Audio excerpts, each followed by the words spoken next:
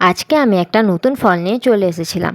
আর এটা তোমাদের কাছে পুরনো ফল হলেও আমার কাছে কিন্তু ছিল এটা পুরোপুরি একটা নতুন ফল। কারণ এই ফলটা এর আগে আমি কখনো খাইনি।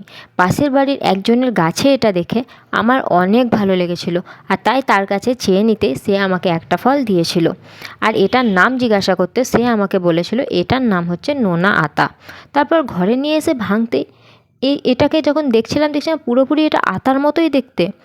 আর খেয়েও আমি যখন টেস্ট করেছিলাম, বিশ্বাস করো এটা নুন আর মিষ্টি মেশালে যেমন খেতে লাগে সেমনি একটু নোনতা নোনতা খেতে ছিল। খুব একটা ভালোও নয়, খুব একটা খারাপও নয়, কিন্তু মোটামুটি আমার ভালোই লেগেছে বলা যেতে পারে। আর এটা তোমরা কারা কারা খেয়েছো কমেন্টে জানিও।